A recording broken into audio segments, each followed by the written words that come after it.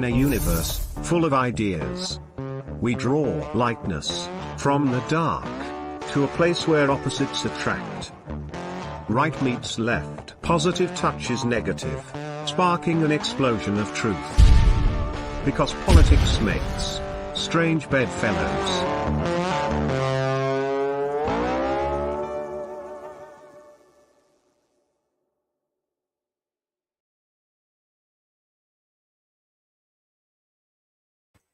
Good evening, everybody, and welcome to Strange Bedfellows.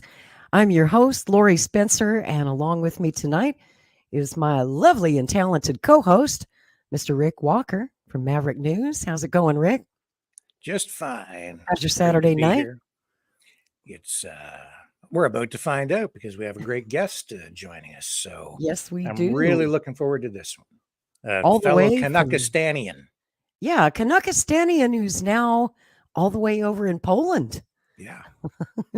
I want to introduce everybody to our friend Mike Krupa, VotumTV. Some of you may know Mike. You might watch his YouTube channel. He's got a great show, has interviewed a lot of really interesting people, and does wonderful journalism.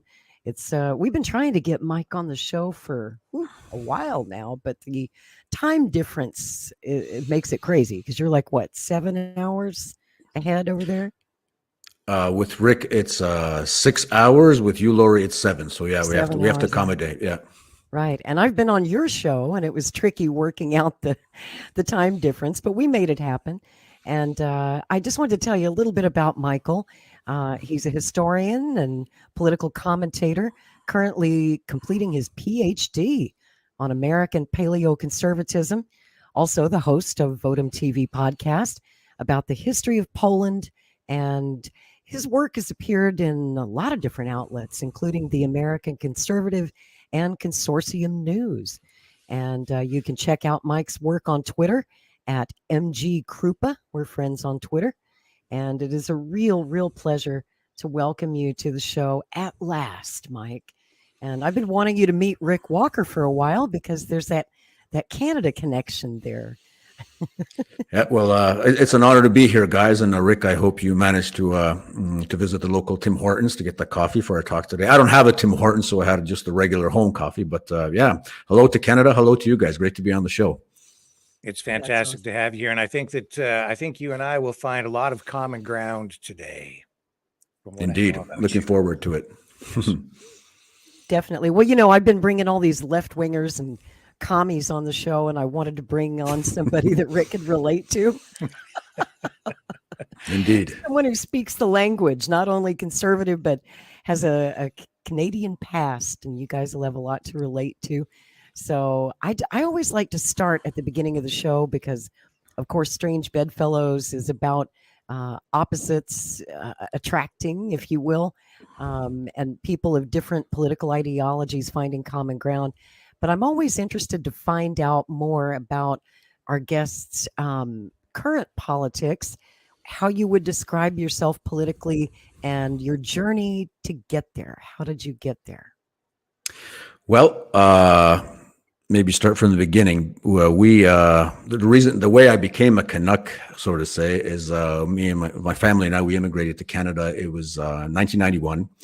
It was March of 1991. And I remember one of the first political memories that I had was when we were still in Poland. I would watch clips live from Operation Desert Storm on Polish television. And you see the laser guided bombs falling on Baghdad.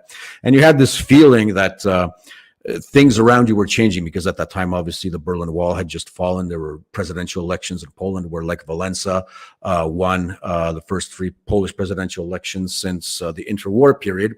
So even though I was 5 at the time, there was this feeling that there's something happening in the air, so to say. Plus the fact that me and my family were immigrating to Canada. So that was a big change in our life. But I remember that was sort of my first, political memory. Do you mind if I ask, why Canada? Why did you come to Canada? It was a combination of family separation that had to be sort of reunited again, and economic hardships in a way. Poland at the time was coming out of communism. There was a lot of uncertainty about where things were going to go. I mean, there was a lot of hope in the air, obviously. Everybody was listening to, the Scorpions at the time, that famous song. Winds of change. Winds of change, exactly. Every time I hear winds of change, I go back in my memory to 1991 because it was so prevalent then, Yeah. So there's a lot of hope in the air, but being realistic, people knew at the time, and there was a massive wave of immigration from Poland at the time to Canada, that this could go, one or two ways. It could be, economic malaise, or we could start anew and bring prosperity to Poland and rebuild things, I guess. So that was the main reason. When we came to Canada, I attended a Catholic primary school, Queen of Heaven in Mississauga, if anybody's watching. Hi, guys, my old pals and gals. And then Catholic high school in what used to be called Etobicoke, but now is just called Toronto. I prefer the old name because the GTA used to be divided into these nice subdivisions before, they centralized everything into what's now called the GTA. Although I myself personally lived in the so-called bedroom of Toronto, in that great city of Mississauga. I think Rick weren't you just in Mississauga Just this there week? yesterday. Yeah. There you go. Strange coinky dink. Strange coinky dink. Mississauga was very interesting for a time because I think ever since the late 70s up until a few years back, we only had one mayor. Her name was Hazel McCallion. She had a nickname, if I remember, Hurricane Hazel, because she did a lot of good work for the city. I think she should have a statue basically dedicated to her. And I think she was in politics up until like 98 years of age, I think, because she was she was really a fighter. I mean, she was advising Doug Ford, I think, for a time, and literally retired just a few years ago from the chair of mayor. So we basically entered a very interesting space in Canada. Now, Mississauga obviously had its huge share of, as we call it, Polonia, so Polish immigrants. As a matter of fact, the largest Polish parish outside of Poland is located in Mississauga on Kothra Road. It's a St. Maximilian Kolbe Roman Catholic Church. So basically, as time went on, my family was and is practicing Catholic, conservative, very patriotic in terms of Poland, and very aware of the situation in Poland. So during my time in Canada, we would always go to these local, meetings of Polish immigrants, the Polish community. Anybody would come from Poland, either political figures or, professors from universities. We would basically coalesce around the fact that we were living in a new country, but we haven't forgotten about the mother country. And obviously, as time went on, I was young, so I was brought up in Canada, basically. I was brought up as a Polish Canadian with the sense that I'm becoming Canadianized, but not forgetting about my roots. And one of the things that contributed to not forgetting about my roots, and I was born in Poland, even though I left when I was 5, were the fact that I joined up very early with the Polish Scouting Association in Canada. And the Polish Scouting Association has this great outpost for summer camps in Renfrew County, just under Algonquin Park and near about 2 hours drive out from Ottawa. And in that area of Renfrew County is actually the place where the first Polish immigrants came in the 19th century and settled there, along with the Irish beside them. And these immigrants were from the northern part of Poland called Kashuby, which at that time was part of Prussia, because as you know, Poland was partitioned for 123 years by 3 nations, Russia, Prussia, and the Austro-Hungarian Empire. So when the Germans basically started pushing what was called Drang nach Osten in the 19th century, which is basically forced Germanization of the local Polish community, a lot of these people didn't agree to this policy, and they knew there was land being given out, crown land being given out in Canada. They got on a ship in Gdynia, and they sailed to Canada. And a lot of them settled in Renfrew County. And as a matter of fact, the region, you could see it on a map, because the region where they came from in Poland is called Kashuby.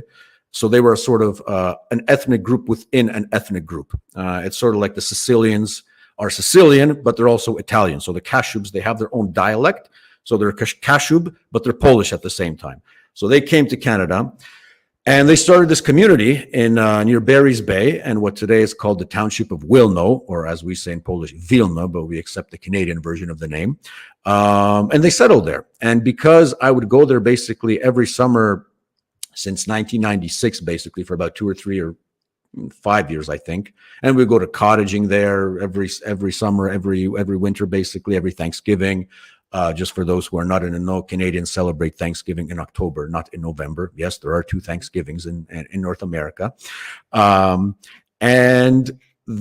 If you combine that with, so I had this sort of triangular approach to my upbringing, because at the same time I was being Canadianized, which is a natural process of assimilation. I was becoming very much aware of my Polish roots and more aware of this political situation in Poland. And at the same time, my, I guess, conservative outlook was being finessed. And I think one of the most profound moments where I think I reached a sort of, I guess, tipping point, in a way you could say, in the formation of my entire conservative outlook was April 2003, when I attended my first Latin Mass on Roncesvalles Avenue in Toronto at the Church of St. Vincent de Paul.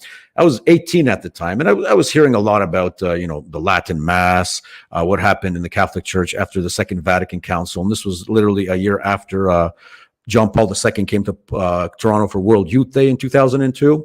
Now, obviously, John Paul II being Polish, that also had its influence. But I also had this feeling that, yeah, the Pope is Polish, but there's just a lot of things that my conservative soul did not like in the church. I would prefer more of a solemn Mass, Gregorian chant instead of the kumbaya guitar playing.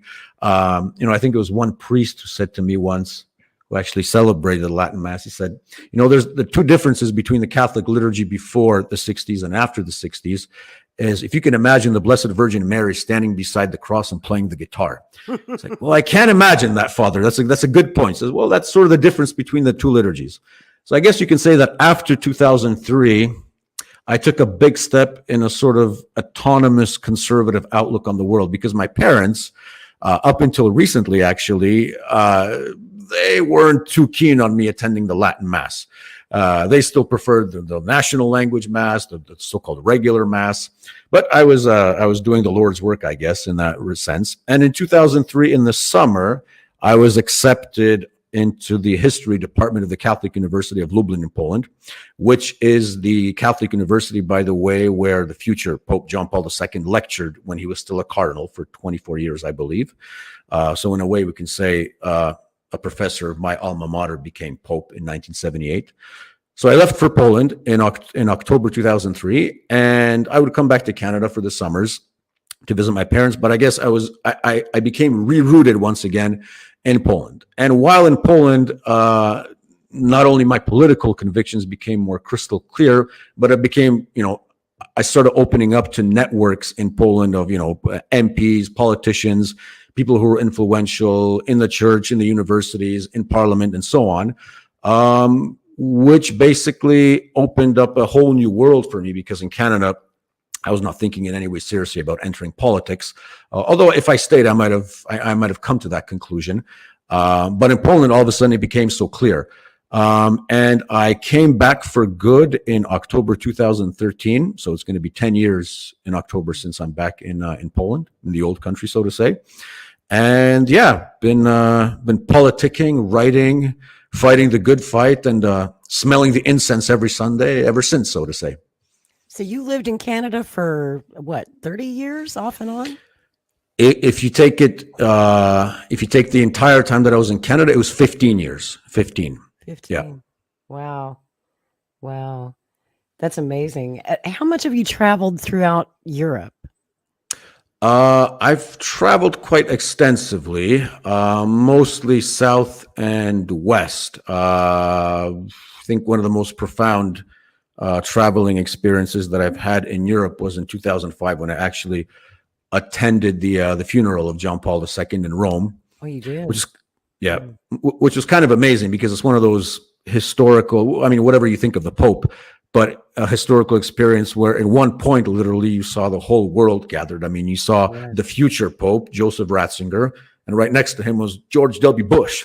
And right next to him was, Silvio Berlusconi, right? So it was pretty profound, despite the fact that you had to sleep on a cot the whole night because there was no way to enter into the VIP section on the so-called Via della Conciliazione, which is the main road which leads to the Vatican, to St. Peter's. But other than that, I've traveled to Germany quite a lot, Czech Republic, Slovakia. One of the places that I want to start experiencing and visiting in the future, I hope, and that obviously all depends on the recent unpleasantness in Ukraine. I'd love to visit Belarus. I'd love to visit Russia. I have friends and acquaintances who live there who are inviting me all the time. It's just right now it's kind of hard to fly direct to Moscow, unfortunately. I'd have to take reroute, so to say. But I've seen my share of Europe, although I definitely like to see more. I've been to Turkey, went there for a week with my wife, very interesting country. But I'm because maybe I'm more of a Poland first guy. I always say, know the world, but before you know the world, make sure you know your own country fairly well. Because if you don't know your own country, then once you're outside your country, it makes you look like an idiot, because sometimes foreigners know more about your country than you do. And I don't want to make the mistake of the so-called typical, with all due respect to my American friends, the American tourists, who sometimes are very clueless on foreign soil. Guilty as charged. Yeah, well, I'm curious, is that why you decided to become a historian of Polish history, so that you would know your country's history better? Well, my interest in history, I started reading a lot, especially on the medieval history of Poland when I was still in Canada. Lots and lots of books for Polish historians. So that sort of crystallized my interest. Although right now, if you were to say, am I a medieval historian? I'm not. I'm definitely a 20th century historian. And my master's paper was on a 20th century subject. And now I'm sort of requalifying myself, because the PhD, which I hope to defend by the end of this year, is on a completely different topic. It's in political science, and it deals with with American paleoconservatism, but in detail, it actually deals with the political thought of the American Conservative magazine, which was set up in 2002 by the great Pat Buchanan, among others, to actually give voice to conservative opposition to the planned invasion of Iraq.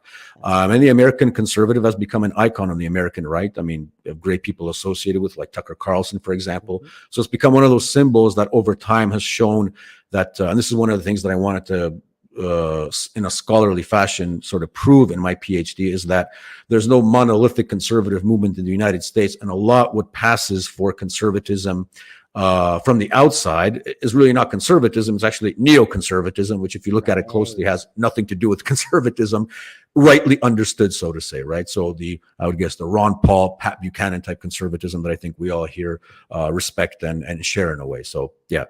Right. I mean, Mitch McConnell would make Barry Goldwater spin in his grave. He'd be doing somersaults, right? Yeah. Lindsey Graham indeed.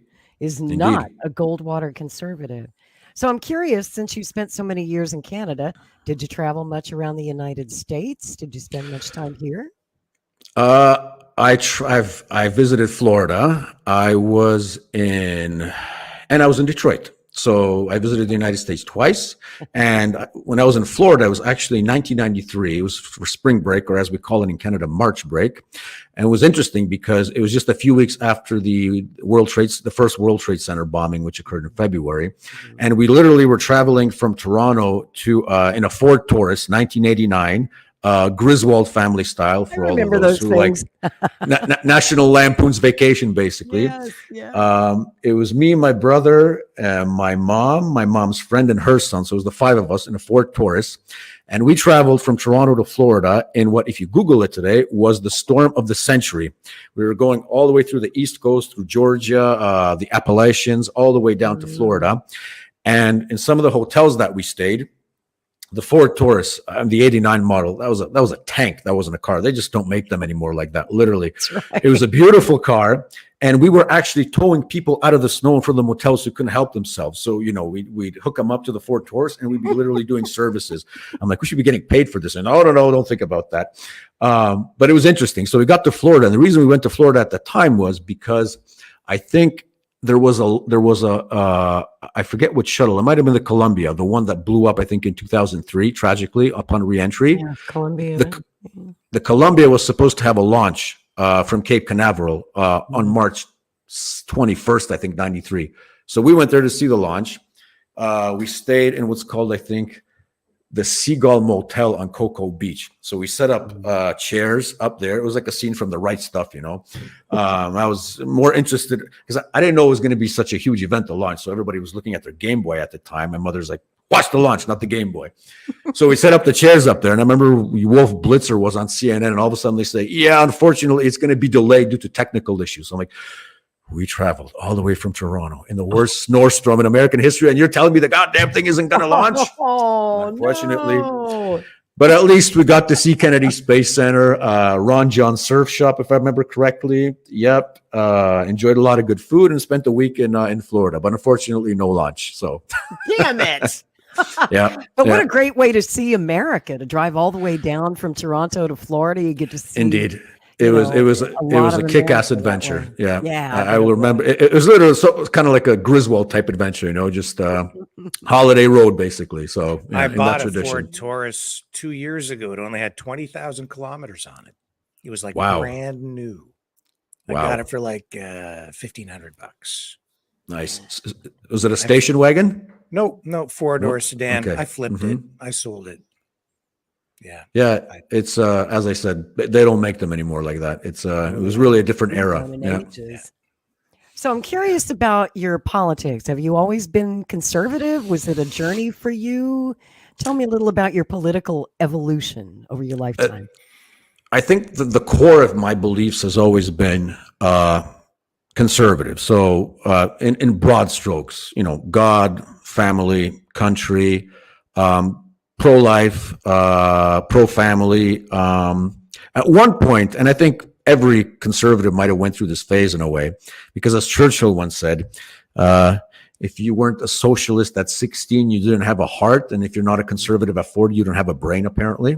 So in my sort of experience, I had a libertarian phase, a very extreme libertarian phase in about 2006, 2007, where I said, God damn it, liquidate everything, the state taxes, everything, no unions, no nothing. But I sort of changed my optic when I was working at Walmart in Alberta, by the way, in 2008. My brother, that'll do it. Yeah. My brother, he used to be a member of the Royal Canadian Air Force. He's retired now, but there's a base in Alberta called Cold Lake. So I traveled for one summer just to spend 3 months with him. And the deal was, okay, you're going to live with me. We're going to chill out, but you're going to work. So I went to work at Walmart, the local Walmart. And that's where my sort of extreme libertarian views begin to change a bit, because I noticed that, life is not an Ayn Rand novel. And there's some nuances that you have to take into consideration. I think there are priorities such as the common good, for example, which is very much a thing in what's called Catholic social teaching, that it's not always, society is not to be looked at as a form of atoms that basically walk around and you could do whatever you want, and that freedom is the ultimate end. Freedom is important, but I think in the Western tradition, the classical thought came to a consensus, meaning that freedom does not mean that you do what you want, but freedom is the ability to do what you ought to do. So that's, I think, the difference between the tradition that came, I guess, out of the Enlightenment and the pre-Enlightenment tradition, which opens up obviously a huge discussion about, the nature of liberalism and so on. But in a nutshell, after that libertarian phase, I don't think I changed in any way. I think I became what you can call a sort of Polish paleo conservative. So basically, transpose everything that Pat Buchanan believes in into the Polish context. So, that actually does compute. That makes sense to me. Yeah, definitely. And I don't think, by the way, I don't think there's a bigger Pat Buchanan fan in Poland than me. Is that right? I won't be shy about that. As a matter of fact, one of, I think, the most profound moments in my journalistic life was in 2013 when I did my first interview with Pat. It was a written interview. Yeah, it was just after Tim Stanley published his biography, which I recommend everyone read. It's called The Crusader, The Life and Tumultuous Times of Pat Buchanan. Pat has always been a hero in my world because, he represents, I think, everything that, what we long America to be for, just American as apple pie in many ways. Plus, he's had that added quality, which was important to me because Pat Buchanan is also a Latin Mass Catholic. He doesn't hide that fact. He's very open about it. I remember memories. I think it was in 1996 when he was running against Dole in the Republican primaries. And my parents were pointing out, oh, there's this Pat Buchanan guy, he's very conservative. And he's really going against Clinton. And then after a few years, I remember seeing an SNL clip with him, and it was Pat Buchanan, Dole, and what was the guy's name? Steve Forbes, because he was also running in the primaries in 96.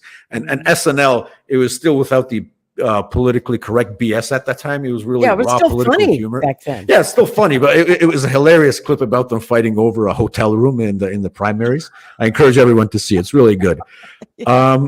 So I guess today you could I would say, there's a trend right now that sort of popped up after after Trump came into office called national conservatism. And for example, Yoram Hazomi has been very much propounding this this new theory of where you combine, I guess, the best elements of nationalism and conservatism to understand it as the point of political conservative activity is to conserve what's best in the culture, the nation, to pass it on to the next generations. And I guess that would be how I view things. So I want to contribute to saving everything that is right and noble in Polish culture, the patriotism, the family formation, the religious heritage, all that has made us what we are today and recognizably as Polish. Yes, even the cuisine. I'm a big pierogies fan. I hate McDonald's in Poland. I think they should be, liquidated. Although they have good coffee, I have to admit that. But so everything that basically combines into this common notion of Polishness and the physical elements of Polishness, i.e. the physical existence of the nation, the Polish state, which was fought for many centuries to exist even, to save all that and to pass it on to the next generations. And I think any conscious patriot in our country would subscribe to, I guess, this basic formulation of what I just said is my, I guess, fundamental political outlook. It's interesting that you brought up Pat Buchanan. That's actually someone I've always had a tremendous amount of respect for. I don't always agree with him, but I Sure. respect him very much for his, he's been anti-war. He's been small government, traditionally conservative, which I appreciate. And, there's a great quote. I think I mentioned it to you recently. Hunter S. Thompson, the writer, he was covering the Nixon administration and he got to know Pat Buchanan very well. Talk about strange bedfellows. Hunter Thompson and Pat Buchanan, those two hanging out, drinking. Can you imagine? But they did often. And they became very, very good friends, like lifelong friends. They stayed friends until Hunter died. And he once said that Pat Buchanan was the only honest man in the Nixon administration. You know what? There is that big possibility. I think, obviously the old man, as Pat calls him, had his troubles. Although my general opinion of Nixon is more positive, I think, because I like historical revisionism. I like looking at things from a fresh perspective. But generally, Pat, I think, an episode, I think it was in the 80s. And Pat was obviously virulently, raging against the so-called, the budding LGBT lobby at the time in the States. You had the AIDS epidemic and so on. So everybody knew where he stood. But I think it was when, I'm not sure if it was Andrew Sullivan, but a gay journalist became diagnosed with HIV. And he got an unexpected letter from Pat, where Pat said, I stand against everything you represent, but I hope to God that you recover and that you become well again. Signed, Pat Buchanan. That's so Pat Buchanan. That's so Pat. The level of discourse, right, where you could really go at it, but at the same time you remain civil, right? And I think that represents a standard that not only in the United States, but believe me, in Poland is also gone. That you'd fight it out, but you could share a drink, for example, in the lounge at the end of the day, and you would always remember that he's a fellow human being, especially if you're looking from a Christian perspective, right? Or as St. Augustine said, love the sinner, hate the sin, right? So I think that was Pat Buchanan, classic Pat Buchanan, right? And that's why I think he had a lot of admirers, even in the people who ostensibly should have hated him. When he was dumped from MSNBC in 2013, I believe, for his last book, Suicide of a Superpower, even Rachel Maddow came out and said, I don't agree with Pat, but he was like a father to me. Rachel Maddow, out of all people, And what's his name? Chris Matthews at the same time. He did a pretty good segment on MSNBC where he said, I sort of come from the same milieu as Pat, Irish, Catholic schools and so on. We sort of diverged politically. But the one thing that you could never say about Pat was that he was disloyal to his friends. He will always be loyal to his friends. And I guess that's one of the reasons why Pat's favorite movie is The Godfather, which he actually told me also that, really? It is his favorite movie. Yeah. That's interesting. I didn't know that. Yeah. Well, I know that about Pat is that he did cultivate friends all across the political spectrum. Damn likable guy. And I've met a lot of people in politics and in media over the years. Every time his name comes up, I've never heard anybody who actually knows Pat have a bad word to say about him. The only people who slag him are the people who've never met him and don't know him. Because if they knew him, they couldn't possibly dislike him. He's one of the most likable men in politics. Always has been. Indeed. I think one of the reasons is because he doesn't approach you, and from reading his biography and his memoirs from Nixon's time, I think one of the key issues that we've lost, I think, in Western civilization is being civil. Yeah. Don't look at your fellow human being first and foremost as somebody who has opposing political views. Get to know him. Ask him about his family, where he works. Of course, you'll be divided by politics. You know where he stands. You know where he stands. But Pat's the kind of guy who could have a drink with his worst enemies, with the worst Democrat who could be slandering him. But as long as you got to know him, I mean, can you imagine Rachel Maddow saying nice things about Trump? Ain't gonna happen. Can you imagine Keith Olbermann saying things about Trump? Ain't gonna happen. And I mean, there was actually an interesting report which came out from Politico. It was in 2017. It was a very extensive interview with Pat. The title was the ideas made it, but I didn't. So basically, he references that he was sort of like the prophet preparing the way for Trump in the 90s when he started talking about the unfair trade deals, immigration, the wars, in a way. So he was sort of like John the Baptist to Jesus Donald Trump in a way, right? Preparing the way. But he mentions in that interview something that was revealed only to that Political reporter. If you recall, in 2000, when there was a race for who's going to be the Reform Party's nominee, and Trump was in the race, Pat was in the race, and I think Jesse Ventura was in the race also. Yes. And Trump said a lot of insane and stupid things about Pat back then. He called him, a gay hater, a Hitler lover, and so on and so on. So a few years passed. And lo and behold, in 2015, just as the primaries were getting to kick off, Trump called Pat personally and apologized to him for the things he said in 2000. Oh, I didn't know he apologized. Yep. Read that Political article. As I said, the title is the ideas made it, but it's a very long interview with Pat. He really goes into the history of his life with Nixon, Reagan, his presidential history, and he mentions that episode. And I think it might have been the only episode where Donald Trump actually apologized to someone. He's never apologized to anyone in his entire life, as far as I know. So this is breaking news, Michael. And out of all the people, he apologizes to Pat Buchanan. So how cool is that? And then I remember when he was president and earlier on, he would retweet some of Pat's columns. So I think they mended their ways, which is good, because I think, it was only natural for them. I mean, Pat publicly supported Trump in 2016 and 2020. So it was only natural for them to come back to being friends again. Wow. I should probably let Rick pop a couple of questions in here. I've been hogging this interview, but you two Canadians, your Canucks need to catch up.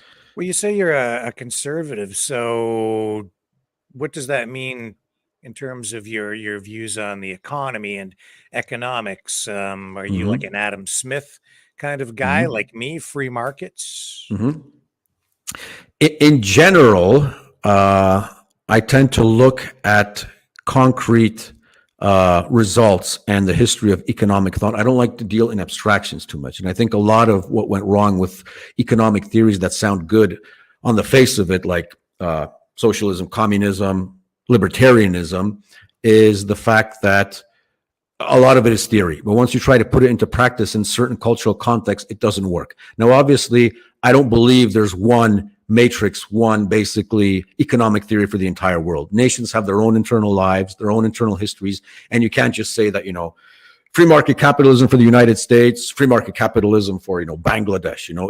It's going to evolve differently. But I do believe there are certain inherent traits of any economic order because let's begin with the word economy. I mean, it has its roots in the Greek language, and it basically means to maintain the family household. That's the fundamentals of economics. So the family is sort of at the center of the word economy in a way. In my opinion, and the way I see economic, although I'm not an economist, by the way, and as Nixon, I think, once said to JFK, or JFK to Nixon when they were still junior senators, he said, who the hell wants to talk about tax rates when you have such an interesting foreign policy going for you, right? So I'm kind of, I kind of subscribe to that. But in terms of the economy, I would say I'm an economic nationalist. I do believe that it is in the interest of every state to put the material interests of its citizens and its state first. I could also sort of call it free market capitalism, but for Poland first in a way. So I do believe there is a hierarchy of institutions and entities that you have to take into consideration. I do think, for example, that foreign corporations should be paying higher taxes in Poland and not the same taxes as Polish corporations, or as unfortunately we're seeing right now, even lower taxes than Polish businessmen, for example, have to pay. I mean, that makes absolutely no sense. I definitely do not subscribe to neoliberalism in economics. I see some good points in libertarian thought, which I think can be combined into my worldview. I do see some good things also in socialist thought, which I think could be combined into my worldview. But I would say my worldview is Aristotelian, in the sense that Aristotle, the great philosopher, said, always look for the golden middle in everything. So I think socialism and libertarianism are two extremes, and I come at it sort of in the middle, which I think is the proper conservative approach. So I take the good things in socialism, the good things in libertarianism, and sort of put them into one of these big symbioses, which I think in a way corresponds to my Catholic faith and the social teaching of the Catholic Church, which is very rich and profound because it evolved over several centuries, and a lot of great thinkers like St. Thomas Aquinas, a lot of great Catholic philosophers contributed to this thought. So, and if you look at, for example, papal encyclicals, papal teaching coming all the way from Leo XIII. I mean, Leo XIII wrote an encyclical called Rerum Novarum. It was the first papal encyclical coming from Rome where he addressed the plight of the working class. And that followed on through other popes. So it's not as if the Catholic Church only deals in masses and rosaries. There's a profound also moral doctrine behind it, and it also transpires into the economy. So if I were to call myself, define myself as an economic nationalist, I think that would be the best term. I very much identify with the notion of what's called post-liberalism, which is prevalent, well, maybe not prevalent, but is an ongoing movement in the United States represented by such people as Professor Patrick Deneen, Sohrab Ahmari. Actually, he wrote an excellent book just recently, Tyranny, Inc. It's getting some pretty rave reviews.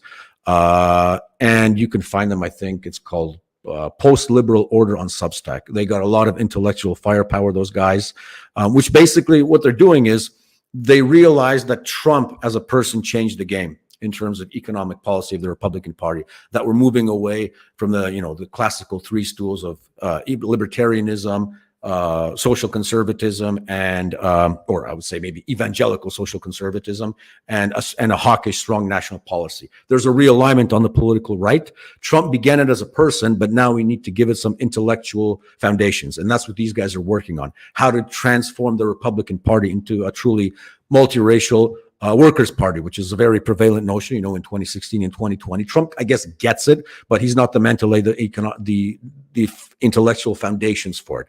And I think these guys are doing a lot of great work. Sohrab, as I said, just published his book. Michael Lind, for example, The New Class War, an excellent book on the situation in the United States.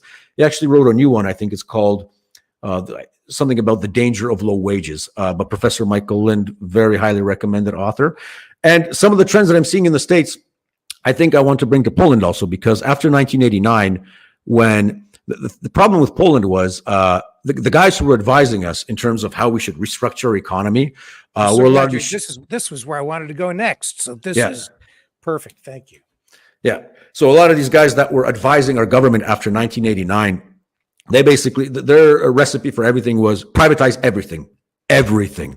Now, Poland in the communist times, we had our troubles, obviously, but we were an industrial powerhouse, and rightly so, because we have the resources, we have access to the sea, we have a very capable working class, very capable intellectual class, and it worked for us to a great degree. I mean, obviously there were economic troubles, especially starting in the late 70s and early 80s, but just literally to privatize your entire economy and sell off, industries that were worth billions for a penny to some American capitalist who came in, and the first thing he did was to liquidate the entire plant and lay off people. I mean, that made no sense. Now, that's obviously in a nutshell. And I'm pretty sure Professor Jeffrey Sachs, who was, by the way, one of those advisors in the early 90s, he's actually come to see the light. And you probably know that he's become a very ardent critic of what are called the neoliberal model of globalism.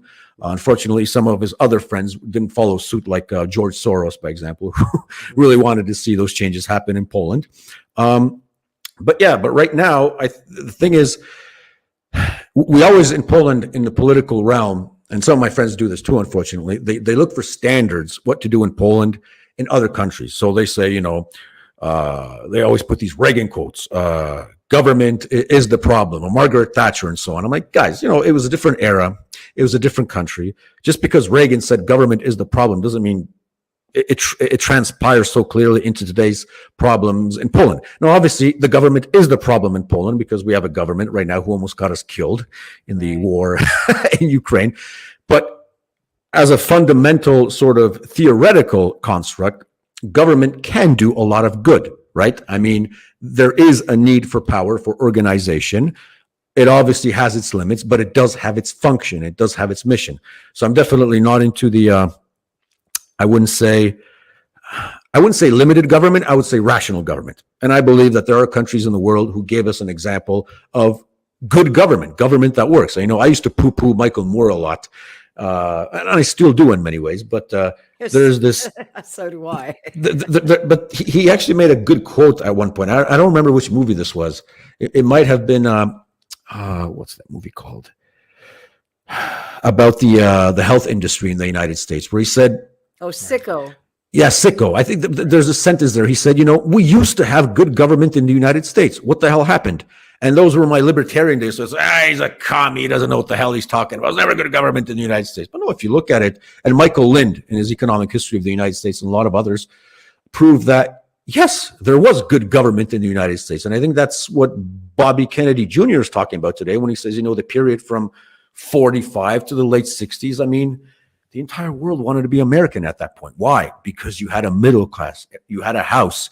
You had 2 cars in the garage. The mother raised the children. The father worked at the Ford plant. They could afford the house. They could afford the car. They could afford to go to, Disneyland or Wally World. If you were the National Lampoon's family, it was a different country. And that came about because of government policies. Now, it doesn't mean that government formulated these policies, but government allowed these policies to flourish. But there was a national mission sort of in the collective mind of the United States that this is where we want to go.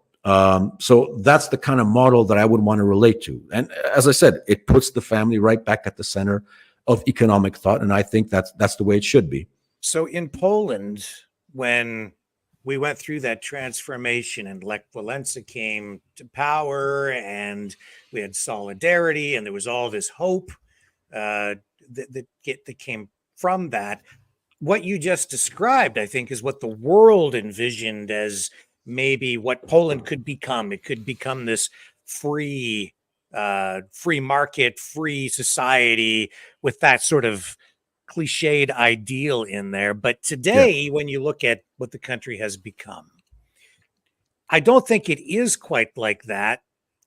I haven't been to Poland, so give me your thoughts on what the country has actually become, because in many respects, I think from the outside looking in, Poland has become sort of a corporatocracy like much of the rest of the West, which is maybe not exactly what people had hoped for.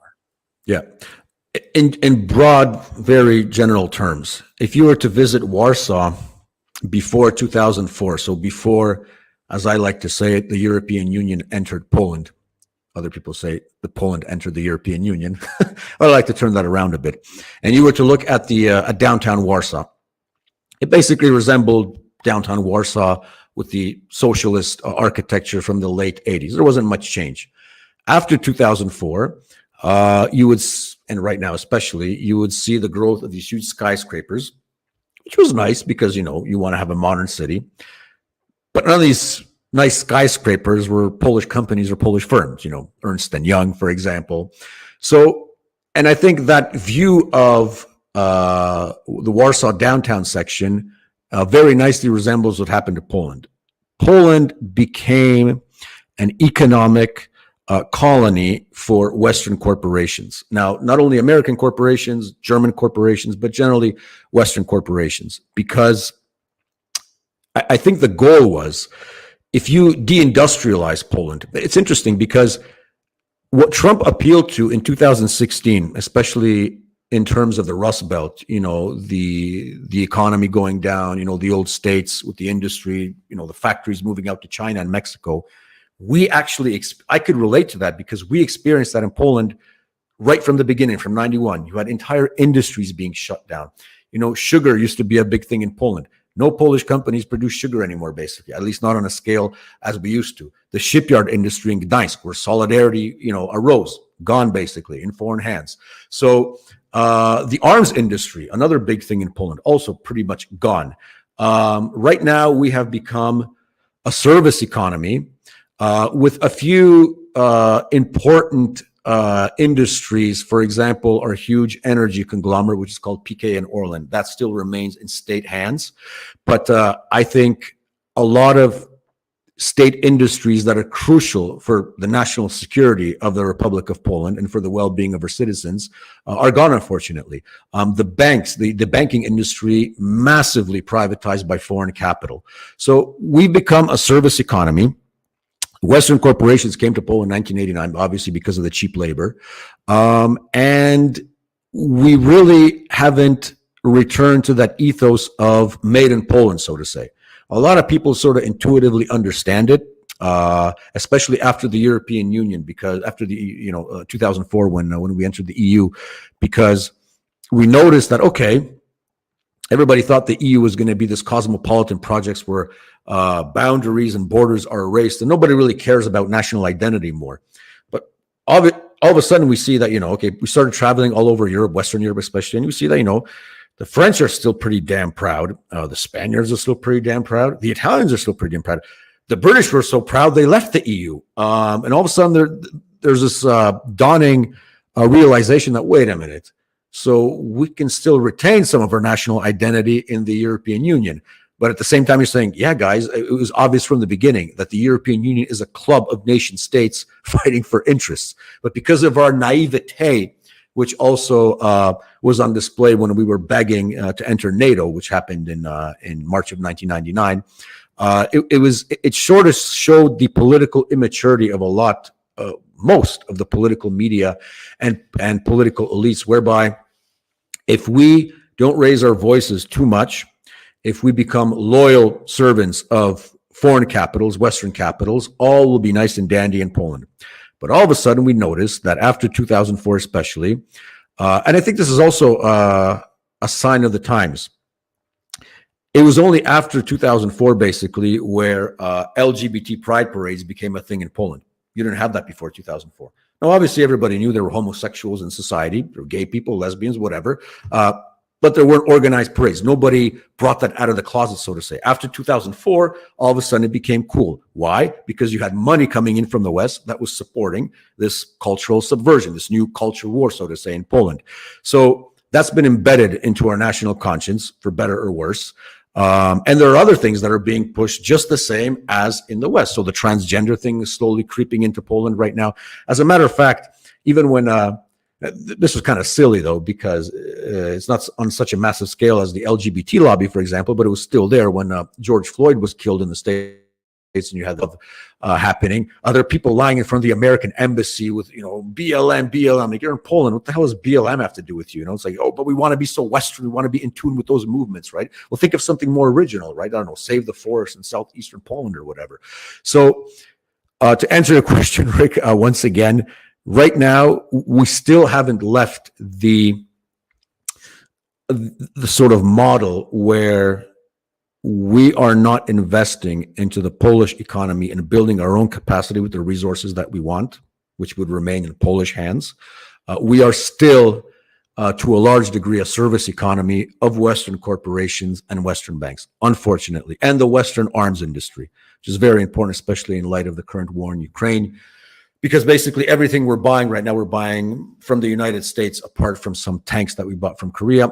And we're not buying the best from the United States, because I think any country that decides to invest in the F-35 should have their head examined. But I guess that's a different topic for discussion. Right. So you've sort of traded, I guess, a secondary role under a Soviet system for a similar kind of subservient role under Western rule. Yeah, people realize that, it's cool to travel around Europe without a passport.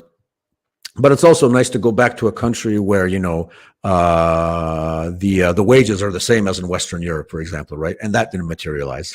So we traded a lot of strategic assets and elements for things that I think were more related to, just issues of comfort. I mean, I have nothing against borders. I mean, so what if I have to show a passport at the border? That means I have a country if I have borders, right? Open borders, in essence, aren't a good thing. So I'll subscribe to what Peter Hitchens said here, that if you don't have borders, you don't have a country. It's fairly obvious. But if you talk to an older generation of Polish people, like my parents, for example, and I'm starting to see there's a new trend even in Polish historical outlook. Some would call it revisionism. I would just say, looking at the 50 years of communism in Poland from a fresh perspective, you would see the sentiment where people would say, you know what? Yeah, there was hardship, obviously, back in the day, but families were close-knit. Society was conservative. We had a million-man army. People had jobs. There was industry. There was things we could be proud of. And sometimes when you ride, for example, through regions of Poland where you just see basically abandoned, desolated factories that at one point, employed whole towns and villages. It's like riding through Ohio, deindustrialized towns. Maybe the scale of, for example, fentanyl drug taking is not as big as in the United States because Poles had the option of immigrating to Western Europe to work. But yeah, there was one of the problems, I think, after 2004, the European Union was also not only internal problems in Poland with the structure and character of our economy, but the fact that we had a huge brain drain and people just, doctors, people with degrees would leave Poland for better wages in the West. Which is we're seeing this on a massive scale in Ukraine right now, and in the Baltic states, which are being heavily depopulated. If things continue at that rate, you're only going to have Russian speakers in Estonia and Latvia, which they want to kick out by force in some of those countries. There was a theme in 2004. By the way, that was my first vote that I took part in 2004, is the referendum on entering the European Union. And my parents and I, we traveled to the Polish consulate in Toronto. We voted against entering the European Union. But I remember there was a slogan at that time. It was a slogan, yesterday Moscow, today Brussels. So basically it just shows, yesterday we're subservient to Moscow and today we're just changing our allegiances, which I think to a degree is exactly right.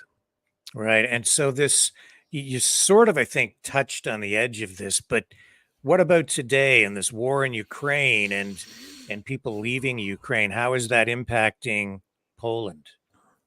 Well, before the war, because of the Maidan revolution in 2013, 2014, we already had a huge influx of cheap labor from Ukraine coming into Poland. So up until that time, what you would see was Ukrainians, for example, would come to pick fruits, for example, in the summertime. They'd make some money, they go back to Ukraine.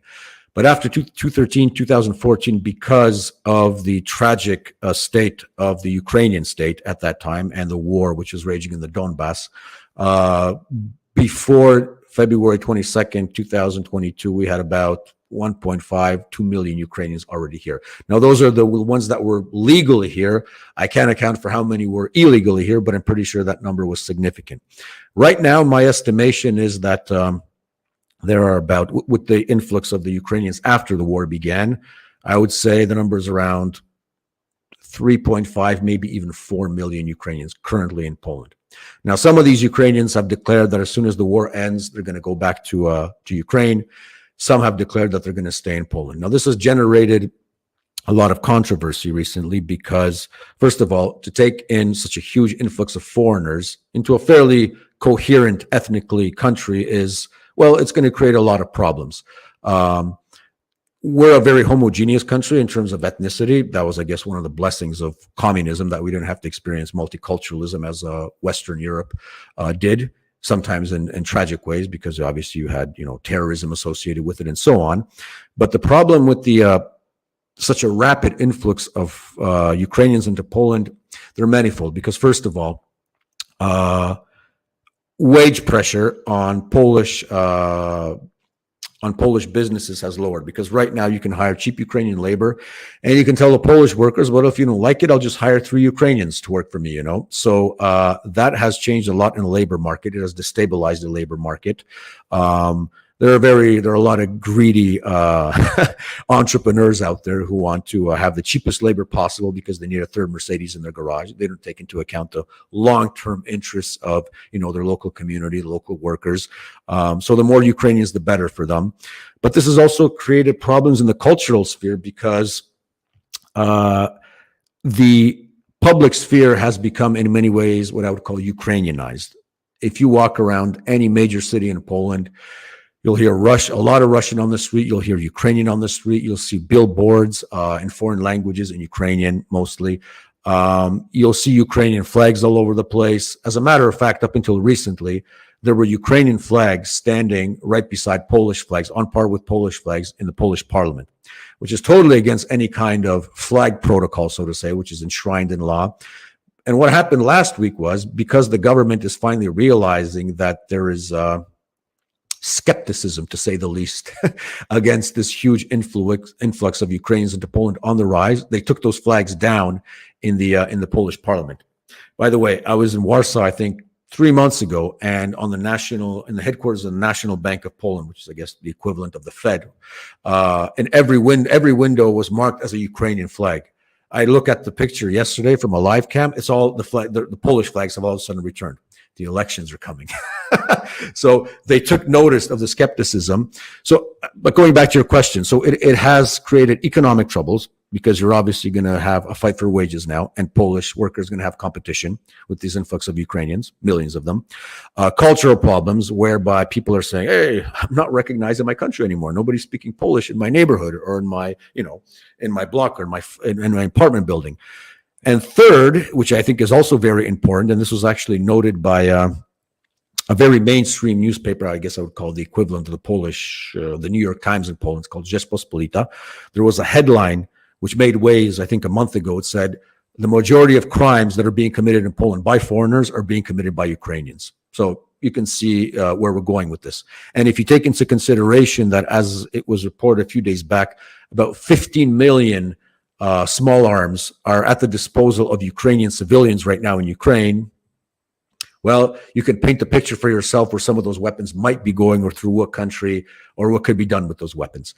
And right now, because there has been some formal tension between the Polish and Ukrainian government, finally, some would say, after a year of kissing Ukraine's you-know-what, or to be more precise, kissing Zelensky's you-know-what, there's been a lot of troubling signs coming from the Ukrainians that, hey, you know what? We remember what we did to you in Volhynia. We remember Stepan Bandera. And by the way, if you act up again, who knows? Maybe we could do a repetition of that. So those kind of vibes are being observed among some Ukrainian time. What's about time?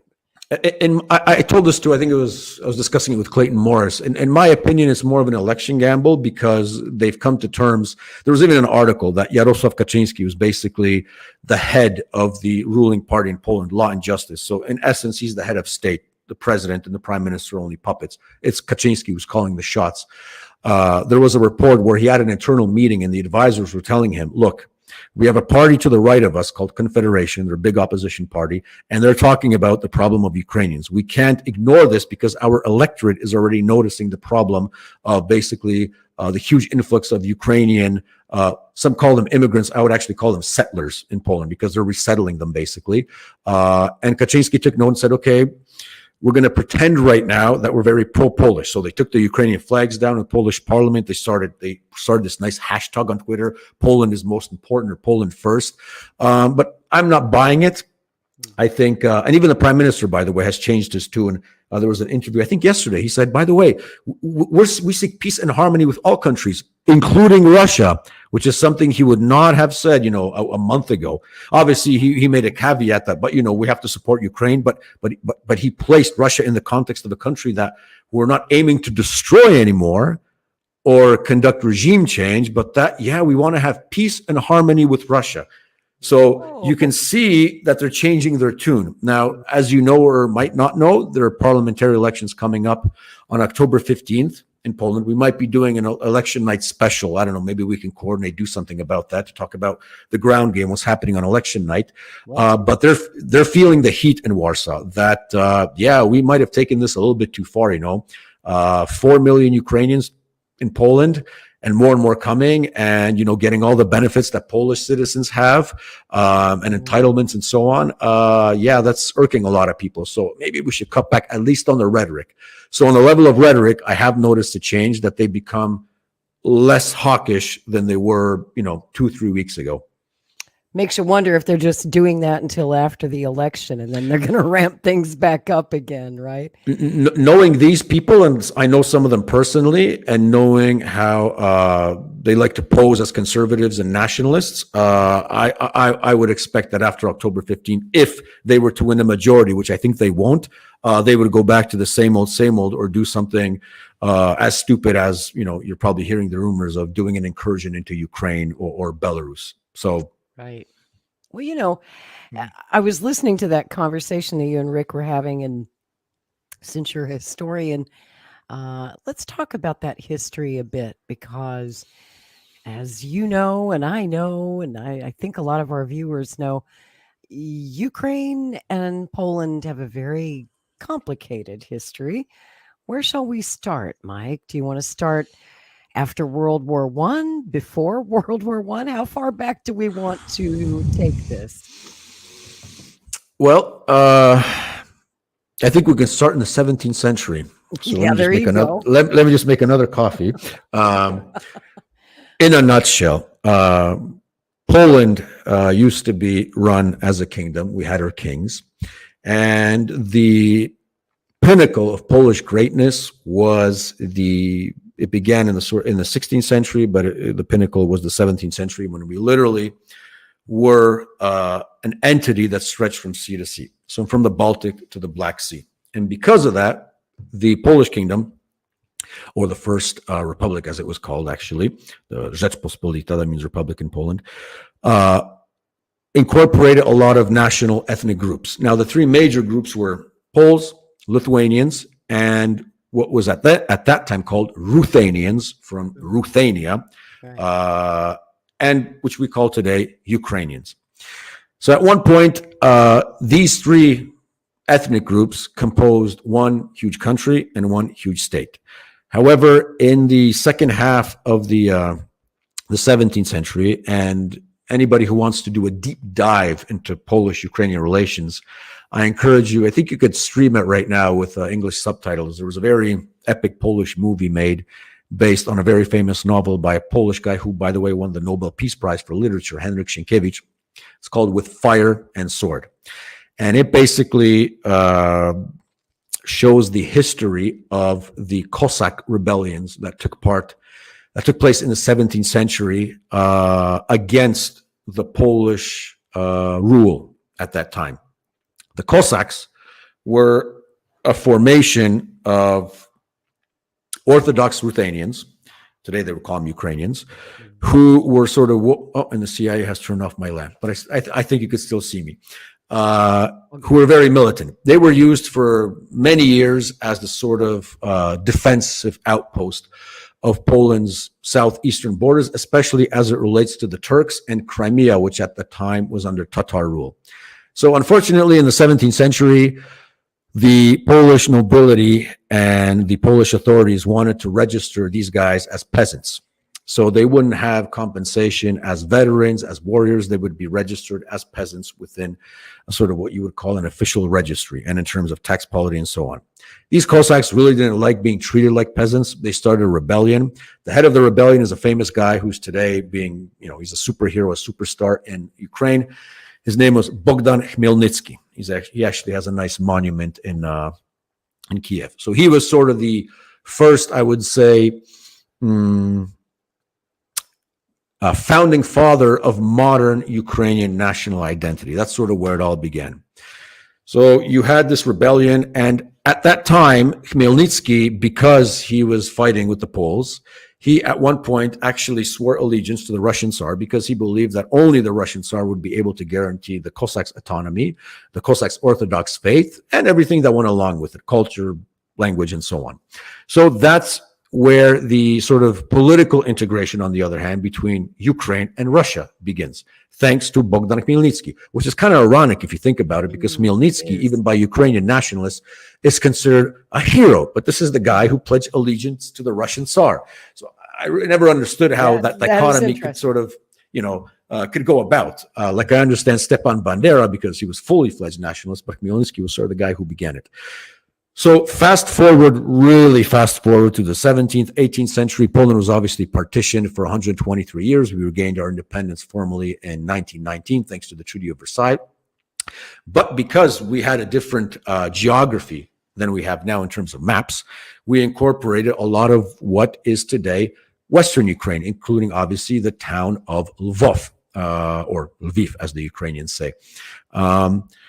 And when World War II broke out, you have to understand that before the war, the Ukrainian nationalists under Bandera and under the ideologue of, what was the guy's name? Shuhevich. Yeah. Shuhevich. I forgot his first name, but I know that his grandson, I think, is currently... Andrei? No. I have to look up the name, but I know his grandson, I think, is currently a Ukrainian parliamentarian. He's a sicko, by the way, but that's a different story. Anyway, so before the war broke out, Ukrainian nationalists, because they were organized as a militia, they sort of acted as an Ukrainian Al-Qaeda within the structure of the Polish state. So they would conduct terrorist attacks. They actually managed to assassinate a Polish minister. And by the way, that's why Bandera landed in jail for the first time, because he took an active part in killing that minister. His name was Pieracki. So 1939, all hell breaks loose. Nicola Lebed was also involved. Yep, indeed. I guess the main structure of the Ukrainian nationalist war was called, the organization was called OUN, so the Organization of Ukrainian Nationalists, Organizacja Ukraińskich Nacjonalistów. And they were very much based in Western Ukraine. So their basic ideology was greater Ukraine, racially clean Ukraine, and oh, by the way, anything that they used to refer to, for example, religion, the Christian religion, was only in name only, because there was actually a bishop at that time who is eerily forgotten by current Ukrainian authorities. His name was Bishop Gregory Homyshin. He was a Greek Catholic bishop based in Western Ukraine, and he saw the very sort of paganistic nature of what these guys were doing or trying to do. And he warned in his pastoral letters to the parishes saying, stay away from these guys. They have nothing Christian about them. They're terrorists, they're murderers. And if they get their way, there's going to be a lot of blood, basically. And that's what happened. After 1939, yeah, that's exactly what happened. In 1939, when Germany invaded Poland, 17 days later, obviously the Germans come in on 1st September 39. The Soviets enter on September 17th. So Poland basically ceased to exist. And all of a sudden, the Germans realized that they have a very loyal and fervent ally in the Ukrainian nationalist movement, which found a lot of overlapping elements in their ideology with the National Socialist movement in Germany. So these guys began to be used as sort of agent provocateurs and a sort of a secret, well, maybe not so secret, because they had formal SS formations, these Ukrainians, which they were embedded to. But they were sort of the eyes and ears of Hitler on the ground of what was happening in Ukraine at the time, even before the start of Operation Barbarossa in June of 1941, which is obviously the German invasion of the Soviet Union. But in 1943, in the region of Volhynia, which today is Western Ukraine, they finally moved upon the Polish population, the Ukrainian nationalists, and embarked on a campaign of ethnic cleansing. They believed that the only way to create a greater Ukraine is by expelling everyone who is not a pure-blooded Ukrainian out of there. So obviously Poles were the first to be targeted, but you had also Jews that were being killed on a massive scale, Czechs who were living in Western Ukraine, Hungarians, and even other Ukrainians who did not subscribe to the nationalist ideology of Stepan Bandera. So as a result of this ethnic cleansing campaign, around 200,000 Poles were slaughtered, and I really mean slaughtered. And with all due respect to the victims of the wars in, Yugoslavia, the Hutu and the Tutsi, those were even a walk in the park compared to the level of barbarism that occurred in Volhynia. For anybody interested, just Google Volhynia massacres, and if you're more of a movie buff, there's actually a movie which came out a few years back by a Polish director called Wołyń, which basically means Volhynia, and it basically documents the history of this couple in the context of the massacres that took place. And after 1945, and after all those deaths in Volhynia, obviously Hitler is defeated. The Ukrainian nationalist movement went into underground, but they still wanted to conduct anti-Soviet operations. So the new Polish state that came about after 1945 under obviously the patronage of the Soviet Union, which is called the Polish People's Republic, officially the communist state. They had a problem because in southeastern Poland, within the new borders that were drawn by Stalin, you still had those militias running around and killing Poles and killing the newly established security authorities. So what happened was in 1947, the communist authorities, they initiated what's called Operation Vistula, whereby they would take the Ukrainians living in southeastern Poland who were sort of providing the militias with food, with housing, with security. They were sort of the ground game in that region. And they transported them to the west of Poland, to the west of the Vistula River, hence the name Operation Vistula. And they transported them mainly to 3 provinces. So Lower Silesia, where I'm based, Western Pomerania, and the Mazura regions in northeastern Poland. So they were dispersed because the UPA did not have local support anymore. They basically fell apart. A lot of these guys managed to escape to the west. Obviously, we know that Stepan Bandera managed to escape to Munich, where he was placed under OSS protection until one day a certain KGB agent assassinated him. Yep, with little cyanide. Yes, exactly. And Bandera was buried in Munich. And after around the 50s, even though their sort of outward militaristic activity was drawn down, they still, managed to keep their cordial relationship with the Central Intelligence Agency. And through a lot of Ukrainian diaspora organizations, mostly based in Canada, but also in the United States and other parts of the world, they basically conducted an espionage anti-Soviet operation that lasted until Ukraine declared its independence in 1991. So obviously that's, a huge story right there. We know, Rick, I'm pretty sure you're familiar with the history of, what's her name? Not Victoria Nuland, but her Christia ideological... Christia Freeland, yes. I mean, her grandfather was the editor of a Nazi newspaper in Krakow in Poland. And it's interesting. I think Poland should make a movie about this one day. But after the war, Polish intelligence was actually looking for this guy. They wanted to try him. And it turns out he died on a farm in the 1980s, if I'm not mistaken, on a farm somewhere in Alberta. So that just goes to show you how, you collaborated with Hitler, but you're useful now. So why not? Why not? And there are many examples to go around of that. I heard stories from Polish immigrants who came, so old timers who came to Canada after the war in 1945 because they couldn't go back to Poland, because fighting on the side of the Allies, if you came back to Poland in 45, you could have trouble, unfortunately. So they immigrated to Canada en masse, and they would tell me that they would see a lot of the guys who they heard about while fighting in World War II, these Ukrainian nationalists, these murderers, living their lives out in Canada, nice houses, baby boomer houses, and just, living the Canadian and American dream. You basically had Nazi collaborators in your neighborhoods that nobody took notice of. So yeah, you hear these things. Obviously there was a difference because I guess there were 2 waves of Ukrainian migration to Canada. You had the first migration in the 19th century. They settled out there in Alberta on the prairies because it sort of reminded them of the steppe in Ukraine. But then you had the more nationalistic elements that came after 1945. And some of these guys were basically openly working for the intelligence apparatus of the West, and especially the United States. And today, because you asked me about the history of Polish-Ukrainian relations, Lori, there is a realization, I guess I would say, on par with, you might have heard of the Katyn massacre, whereby the Soviets, they murdered, a couple of thousand Polish officers in 1940. However, the Soviets, especially in the 1980s with Perestroika and Glasnost, they came out clean about this. There was a formal apology. Yeltsin opened up the archives. There's a beautiful cemetery in Katyn today. The Russians opened it up. Any Pole is free to visit. There are graves. These soldiers that were murdered by Stalin's henchmen are commemorated the way they should be. Not the same in Ukraine. The Volhynia victims they don't have graves even today. As a matter of fact, they're still arguing about it to this day. Yeah, to this day. There are teams of Germans who are going right now into Ukraine to do exhumations on German soldiers on Ukrainian soil, but Polish authorities aren't allowed to do exhumations on Polish victims of the Volhynia massacres. So that just goes to show you how much of an ally we have in the Kiev regime.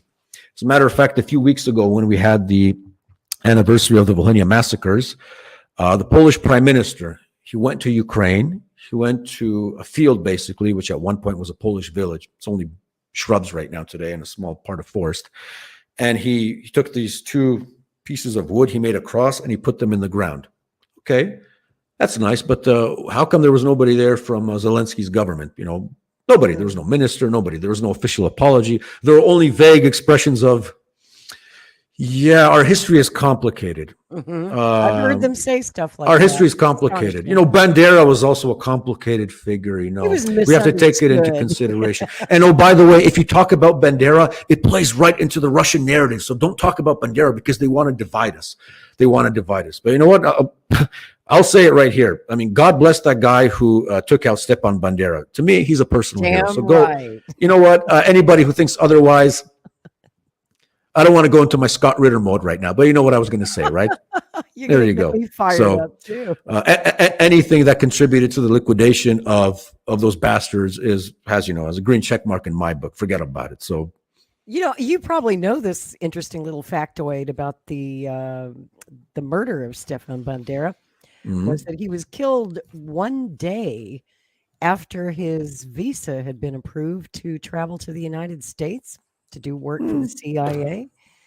I don't know if you knew that. Surprised? It's kind of interesting. I just ran across that little tidbit recently, and I thought it was fascinating because his pal Mykola Lebed had already come over here in '53. Yeah, and they had been working for several years to try and bring Stepan Bandera to the States to do work for the CIA, but there was resistance inside the CIA because they knew about Bandera, and a lot of folks in the CIA said that guy is too wild for us. We don't want to associate with him. But eventually they were convinced to bring him over, and it just goes to show you that you couldn't fool the KGB. They knew exactly what was going on. Stalin's spies were everywhere, and they knew that his visa had been approved and that he would be coming here. And Khrushchev said, no, he's not. That was a nice middle finger to Langley from the Russians, definitely. It was. It was like, we know what you're up to, Yeah. So when you were in Canada, were you aware of the Banderites and this Ukrainian diaspora in those years, or did you learn later when you went back to Poland? Obviously, if you live among Polish immigrants in the West and in Canada in post-Soviet times, what you would mostly hear about was Soviet atrocities, which obviously took place, but that was, I guess, the mainline argumentation. I think I came across Volhynia and Banderism somewhere in the late 90s when I read a book. It was written by, it was a Polish book, but it was translated into English by a Polish historian. I think the title is We Shall Never Forget, which basically, it was the first attempt to document every single Pole or Polish citizen that was murdered in Volhynia at that time. So with names, date of birth, where he was killed, his family members, and so on and so on. So even the parishes that they were registered to, because at that time, after 1945, one of the things that you could use as an accounting source for who was where were actually parish books, because if you were living out there in Western Ukraine, the most important institute that you were registered to was your local parish. That was, I guess, the local priest, the local pastor was sort of the capo di tutti capi of the local community. What shocked me at that time was the numbers, because it was, ranging from 180 to 200,000. I personally think it was closer to 200,000, but I also at that time became associated with a group of Polish immigrants who came after the war to Canada, and these people were deported to Siberia after 17 September 39. They managed to escape the Soviet Union, many of them with the Second Corps of General Władysław Anders, who later joined up with the Allies and fought the Battle of Monte Cassino, where we routed the Germans. It was in the Italian campaign. And then Anders obviously immigrated to London, but a lot of his soldiers and a lot of his companions immigrated to Canada also, Halifax, Toronto, Montreal. And so these people who had the Siberian experience, they created what was called the Association of Polish Eastern Provinces, because most of the people that were deported to Siberia came from what is today Ukraine or Lithuania, so the former Second Republic of Poland. And as I became more associated with these people, they would relate the stories of what they remember or what family members of them remember from 43 to 45. As a matter of fact, this is no way, I hope, offensive, but you guys are old enough to remember Solidarity and the martial law in Poland, right? And Yes. the black-eyed general, right, Wojciech Jaruzelski, who was this monster for everybody to hate at that time, and still is to a lot of people in Poland. Those the vibes are changing. General Jaruzelski was actually pretty instrumental in rooting out a lot of these Ukrainian nationalists after the war, because he was a member of military intelligence after 45 as an officer. So he would actually do anti-Ukrainian nationalist operations in the Lubelski province, which is funny because you have a lot of these Polish neocons right now who, apart from accusing Jaruzelski of implementing martial law in Poland in 1981, they also accuse him, oh yeah, and he killed Ukrainian patriots, He Ukrainian was so nationalists. mean to our Nazi Yeah. friends. Literally, I remember a snippet whereby a Polish historian accused him of being very harsh in his interrogation techniques towards the Ukrainian nationalists. It was, oh my, you know. I bet. So yeah, that's an interesting little fact of life from General Jaruzelski's life also, yeah. That is good stuff. Like How it. much do you know about the Canadian government's, and I guess the legal system, and the way that they've sort of dealt with, or maybe not dealt with, the Nazi issue over the decades? Have you looked at it, and what are your thoughts on the way the Canadian government has? It's pretty clear, to me, that they've pushed this aside and made a lot of excuses when these people have been identified, and they're pulled into the legal system, and then there's always some legal excuse made, or has Yes. always been made. Do you think justice has been denied there? I think Banderism and Ukrainian nationalism, as it was constituted by the OUN, Bandera and his ilk, should be treated the same way on the legal side of things, at least theoretically, as the crimes of communism. That would be my starting point. There obviously is a double standard here because, for example, a lot of these guys who immigrated to Canada, they served in concentration camps as guards. They were in the SS, Volhynia. Many of them had blood on their hands. They would come to Canada, they would settle.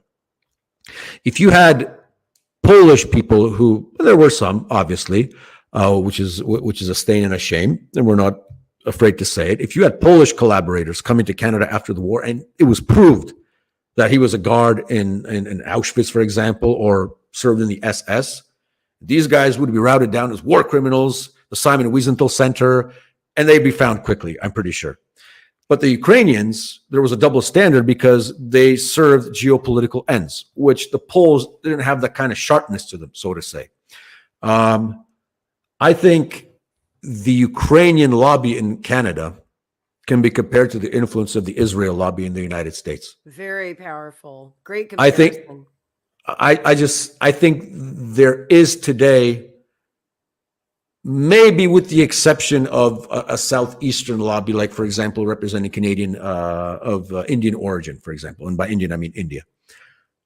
But I think they're up there with the power of the Israel lobby, the Ukrainians, and have been for a long, long time. I mean, the Canadian-Polish Congress, which I had some dealings with, in terms of capital, in terms of influence, I mean, yeah, you'd have politicians coming to, our equivalent of Pulaski Day, the May the 3rd parade in Toronto, or 11th November, which is Polish Independence Day. They pat us on the back and they say, yeah, great job, Poles. Yeah, you'll enter NATO. And oh, by the way, we need the Polish vote in the next election. But, with the Ukrainian lobby, it's different. It's the Ukrainian lobby that tells them, yeah, we need to get this done, for example. You're going to send money to Zelensky, and we need to get Yanukovych out there. We need a realignment of Canadian policy towards Ukraine. I mean, Canadian policy regarding Ukraine, in many ways, I would say, is more radical from the beginning, from 1991, than American policy. I mean, if you recall, when George H.W. Bush came to Kiev, he gave a famous speech in the Ukrainian parliament, some call it the chicken hawk speech, where he said that we're not going to support any form of, well, I'm not quoting directly here, but basically any form of revanchist nationalism in Ukraine is not going to see the support of the United States, which is clearly an allusion. What a lie. Total lie. Yeah, total lie, obviously. Now, either he was being, he was being a hypocrite, or, James Baker took him aside later and said, no, Mr. President, that's not what we're going to do. But at least he said it publicly. You never heard anything come close to that. CIA director. He knew all about this. I'm guessing, he probably knew what he was doing. But as I said, even publicly, even the rhetoric from the Canadian side never amounted to anything even close to what Bush said, despite the fact that he might have been not saying it in good faith. I mean, the Canadian government, whether liberal, whether conservative, has always been on the side of that part of Ukraine that clearly identifies with Stepan Bandera and that entire tradition. I mean, hell, when they had one of those first demonstrations after the war, you had Chrystia Freeland standing there in her Ukrainian traditional garb and a guy holding the Bandera flag right beside her. I mean, why the hell? You could just as well hold a swastika right beside her, And think about what a lot of the Poles who are still living in Canada, Polish Canadians, maybe even some of the guys after 1945, when they saw that, what were they thinking? Who the hell are we associating with here? So I think. So when you grew up in Canada, this stuff was not taught in school, so you had to find out about this and learn on your own community, I really, guess. right? Because it's I've noticed too that element, the Ukrainian element, it's quiet. It's the sort of the unspoken sins, right? You don't talk about that stuff. It's all under the surface. The Jewish community, they're always trying to bring stuff to the surface, but you just don't hear about this. And even if you listen to some of the rhetoric recently from Jordan Peterson, he came out and said he said Nazism is just not a thing in Canada. He said, I think he was sincere when he said it, because I don't think he's aware, as so many Canadians are. But if you're Polish or Ukrainian, you're maybe aware because your community knows the history, but it's not taught in schools. But if you're not from those specific communities, you're oblivious to it in Canada, which is a very strange, to me, phenomenon. Thank you for pointing that out, because one of the influences on me in my sort of deep diving into Banderism and Ukrainian nationalism is, by the way, a Ukrainian Canadian historian. Unfortunately, he's been dead for a few years now. His name is Viktor Polishchuk. I think he lived in Toronto, and he interfaced much with the Polish community in Canada. He published many seminal works on Ukrainian nationalism. I think he was the first one to actually publish Bandera's biography. His name was Viktor Polishchuk. Polishchuk, you can Google that. And today, there's an interesting professor who does a lot of good work out of the University of Ottawa. His name is Professor Ivan Kachanovsky. Really good stuff. He's actually, I think, the only scholar in the world who has conducted an independent, fact-based investigation into who was doing the shooting in February 2013 on the Maidan from the snipers that were killing the protesters. Yeah, Professor Ivan Kachanovsky. He's got a YouTube channel. A Twitter handle. And I think if you're familiar with Oliver Stone's movie Revealing Ukraine, there are segments there where he speaks. Yeah. Okay. So, yes. Now I know who you're talking about. And Professor Kachanovsky is obviously he doesn't have no reservations in criticizing Banderism. And God rest his soul, Viktor Polishchuk, Professor Viktor Polishchuk, he did amazing work in times when in the 90s, even in Poland, it was still seen as politically incorrect to talk about voting. So we were actually getting a lot of those books translated and sent to Poland from a Ukrainian historian living in Canada.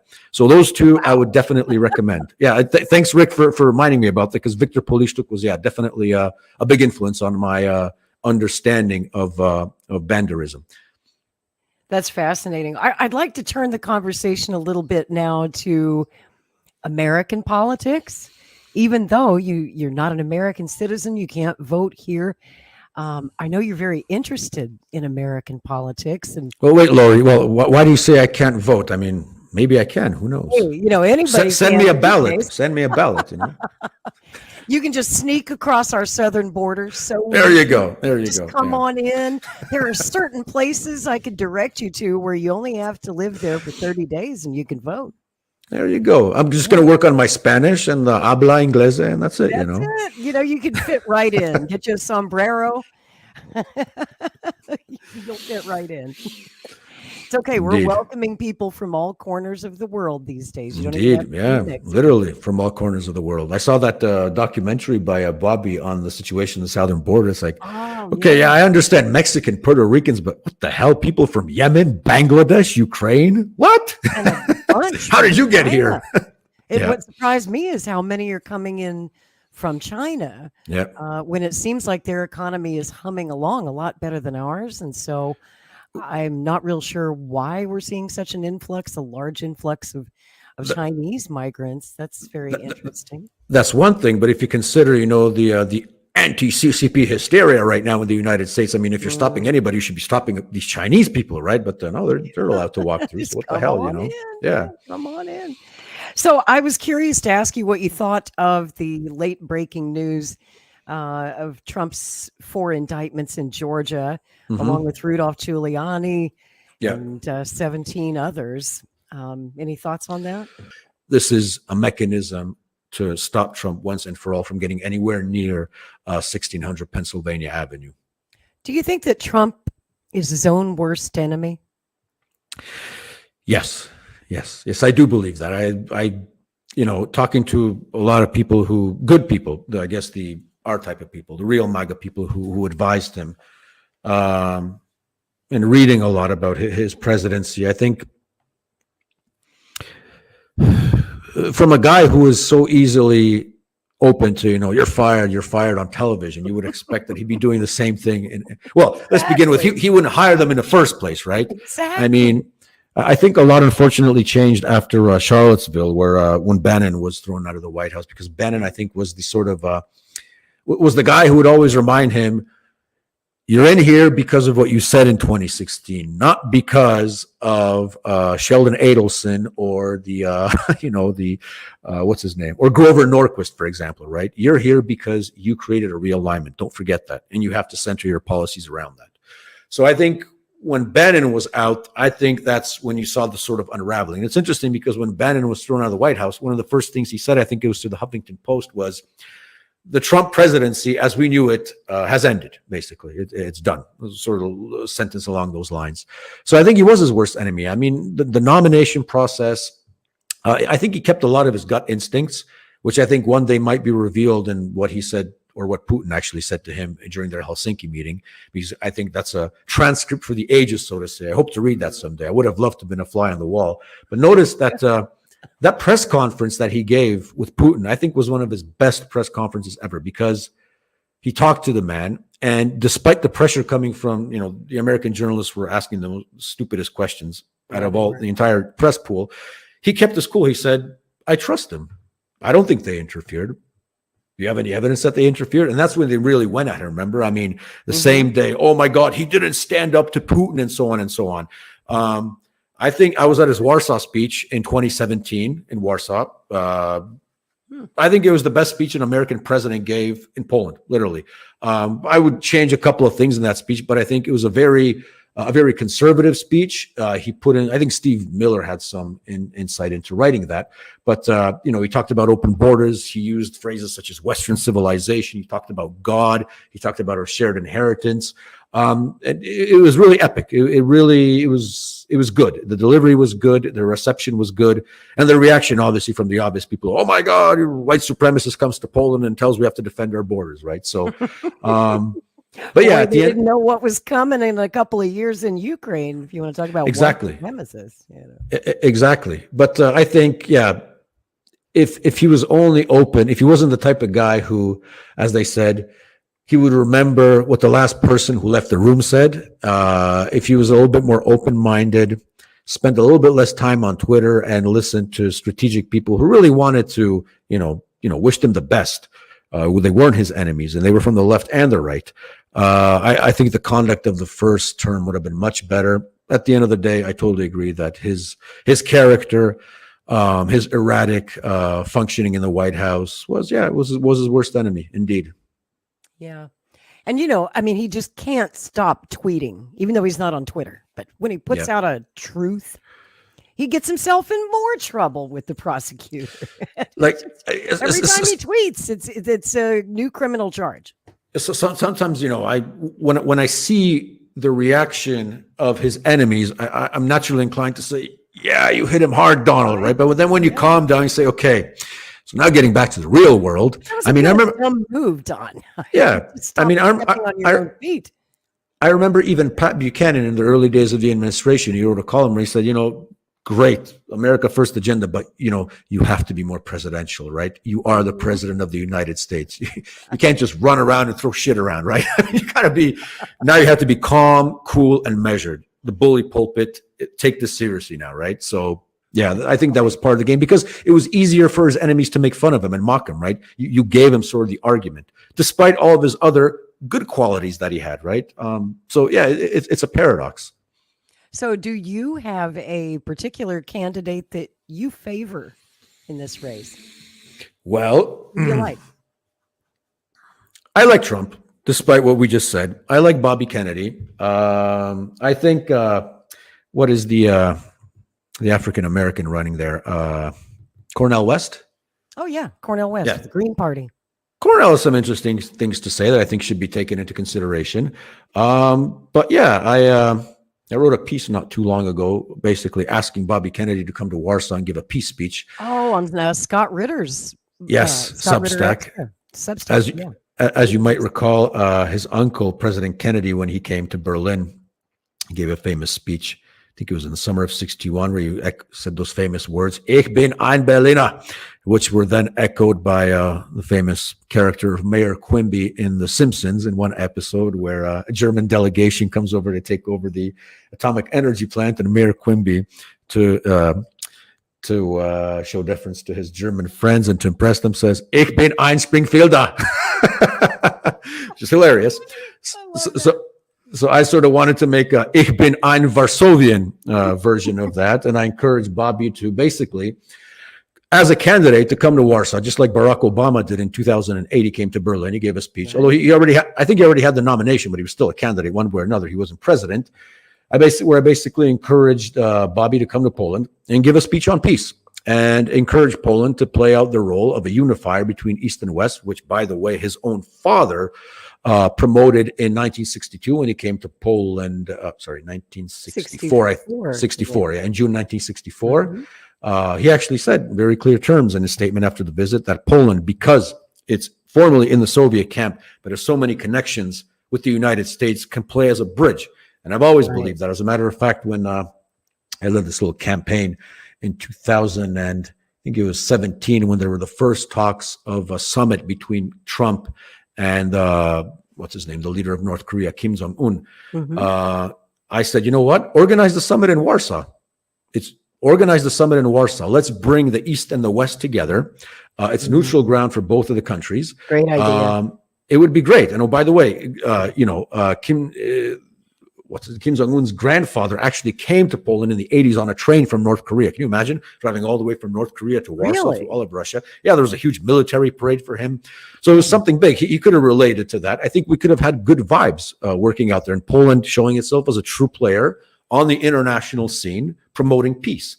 So I had this hashtag, I think, Kim Trump Warsaw, something like that. Unfortunately, nobody took it seriously, but I think it would have been epic. It would have. And I think, we could have arranged things. I mean, we still formally have diplomatic relations with North Korea. We have an embassy in North Korea. North Korea has an embassy in Warsaw. So I think it would have worked out, especially if you consider historically that Nixon goes to China was an effect of policies that were tethered to in Warsaw, because Kissinger's secret meetings with the Chinese delegation, I think one or a few of them took place behind closed doors in Warsaw. So the groundwork for Nixon's visit to China, the opening to China in 1972, began in Warsaw. The talks took place in Warsaw between the Chinese and American delegations. So in a way, there is this historical role that Warsaw as a capital in Poland, because of our tragic experience in World War II, played in preventing any new world war, for example. And I think we should still play that role, especially that, what's happening in Ukraine is right next door in our neighborhood. with a nuclear armed Russia, we should be at the forefront, along with, good old Viktor Orban out there promoting peace. So in my little text there for Scott Ritter Extra, I basically called out Bobby and I said, Bobby, you need to come to Warsaw and publicly give a speech promoting peace on the lines of, Ich bin ein Berliner, and President Kennedy's speech at American University, which I think was one of the greatest pro-peace speeches in American presidential history. Yeah, and I was on your show not long ago, and we had a good long talk about Jack Kennedy, the Kennedy assassination. We explored the various theories about that. I think we're both of the mindset that the CIA was involved, heavily involved, if not the architects of the whole operation. So I wanted to play you a clip. Bobby Kennedy had a long sit-down interview with Tucker Carlson this week on Tucker's new show on Twitter. Have you seen that yet? Just before I went on your show, I started listening to that interview, but I only got to the part where they were discussing the Secret Service detail, which Bobby was denied. Ah, yes, that's a whole nother story. But I queued up this particular spot because it's more about the JFK assassination. And well, I'll let Bobby pick up the story here. You'll see what he's talking about. But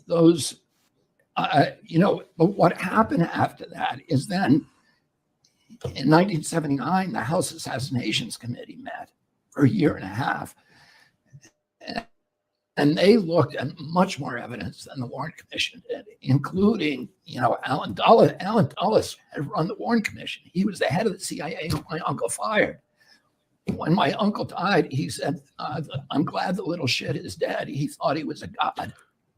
That's what he said to a young reporter. And then he becomes the head of the commission that is, it shouldn't have been called the Warren Commission. It should be called the Dulles, because Earl Warren had a full-time job at the Supreme Court. All the other guys on the Warren Commission had full-time jobs as senator and congressman. The only guy who went to every meeting and, looked at every piece of evidence and developed the questions for the witnesses was Alan Dulles. He was running the entire Warren Commission.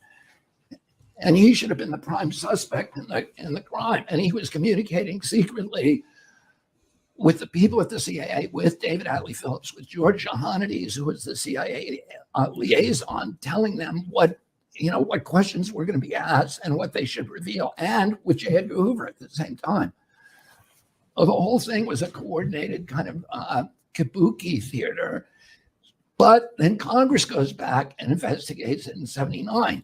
And Congress then comes back after a year and a half, seeing a lot more stuff, and says, and they conclude this was a conspiracy. Yes. So they make that official. So anybody who says it was just Lee Harvey Oswald is differing from the people who actually made the investigation. So given that, most of the people on that staff who I've talked to believe that it was the CIA. And as you know, at that time, the dispute between them was the mob and the CIA, because there was a lot of mob involvement. Johnny Roselli, Sam Giancana, who was the Chicago boss, Santos Traficante, who was the Tampa boss, and Carlos Marcello, who was the New Orleans boss, were all involved. And they all had casinos in Havana. And they were working with the CIA to assassinate Castro. So they had hitmen at their disposal, and they were training Cubans who were sharpshooters for Batista as hitmen. And I've talked to some of the hitmen. I've talked to Antonio Vecchiano, who was involved, and who was also David Atlee Phillips' handler. David Atlee Phillips was his handler, and he was Lee Harvey Oswald's handler. So Vecchiano met Oswald in Dallas I think in September of 1963. Oh, I've talked to, the people who were actually working for the CIA and the mob at that time, to kill Castro, and how they were then pivoted to this, some of them were pivoted to this new project. if you become president, what do you do about those 4 million federal employees, about the agencies which are running effectively as autonomous governments within our government? Like, how do you? The last president, when was the last president who controlled the agencies? And how would you do it? I don't know. I feel like I'm probably, and I don't want to seem like, I'm being vain, but I feel that because of the confluence of my experiences over the past 40 years, that I'm actually probably the only one that can unravel that agency capture. And let me tell you this, my daughter-in-law, who is co-running my campaign with Dennis Kucinich, Amaryllis Fox, was a CIA agent in the clandestine service for most of her career. And what she'll tell you, and she has a very sanguine view of the CIA, and the same as mine, and also understands all this evidence that the agency, was involved in the murder of my uncle and the cover-up, continues to be involved in the cover-up. But what Amaryllis will tell you is that of the 24,000 people who work for the agency, that 20,000 of them are patriotic Americans and good public servants. And that there's some people, mainly in a plans division. The espionage division, the CIA, is made up of extraordinary people, principally who are doing an important job of protecting our country. The espionage division is the division that does information gathering and analysis, and the president needs that. The plans division is the action division. They're the ones that assassinate people, fix elections, overthrow governments, and do all the things that I think we're paying for in our foreign policy today and in our domestic policy. My father was going to separate those two divisions. My uncle ultimately was going to do that too. My uncle thought the CIA, he came out of his office during the Bay of Pigs and he said, I want to take the CIA, shatter it into 1,000 pieces and scatter it to the winds. He then asked my father to run the agency. He said, you're the only one I trust to do this. And my father said it, and my grandfather said, you can't do that. You can't, it would be like Molotov and Stalin. You can't have the brother of the president running a secret spy agency with all this extraordinarily hidden power. So they brought in John McCone to run it, but John McCone, was not able to handle it. And my father, a week before he died, told one of his closest friends, Pete Hamill, who you may have known, that he was Pete Hamill, the journalist? Yeah, the journalist. Yeah, of course. He told Pete Hamill said, what are you going to do about the CIA? And my father said, I'm going to separate the plans division from espionage, and that's the only way to make it work. And that still makes a lot of sense today. Incidentally, I had dinner with Mike Pompeo, 3 weeks ago. And he said something really interesting to me. Wait, you had dinner with Mike Pompeo? Yeah, in Las Vegas. And he said something. What was that? It was the weirdest dinner I've ever been to. If I told you the other people were at that dinner. Well, because I just can't imagine I know Mike Pompeo. I'm not attacking Mike Pompeo, but I can't imagine two people with more different views. No, I've always,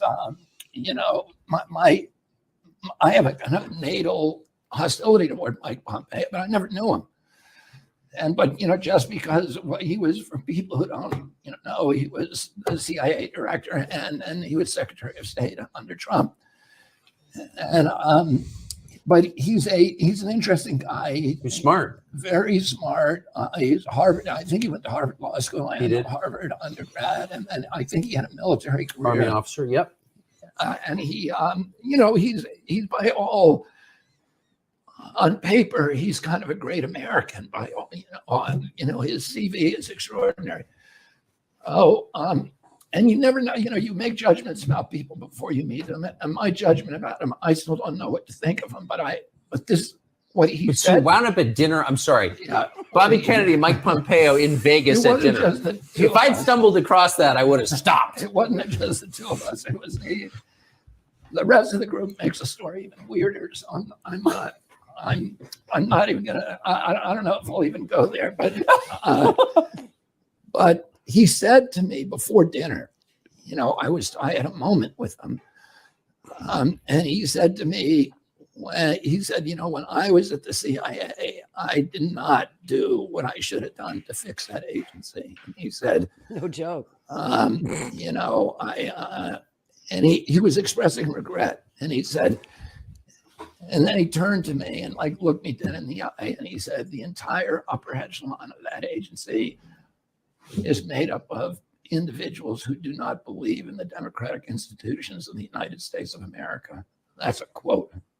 And, But so it was Mike Pompeo who convinced Trump not to release the file. And it was a guy who worked for Mike Pompeo texted me the day after I revealed that those files showed CIA complicity in your uncle's death, which they do, because I talked to someone who read them.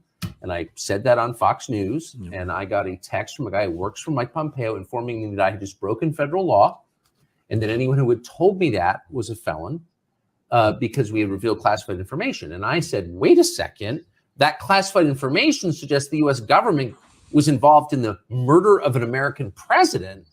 Yeah, that's Mike Pompeo's position on that. Yeah. So it's a little bit weird for him to say, I think. Well, there's 1 billion documents classified. Yeah, I know. Top secret. So, they can call it, they can stamp that stamp on anything they want to. That's a lawyer's incredible trick, to put. And he was also behind convincing Trump not to pardon Assange. Yeah, well, that confirms my earlier assessment of Mike Pompeo. That's interesting. You like him? No, it says a lot. Okay, so you have.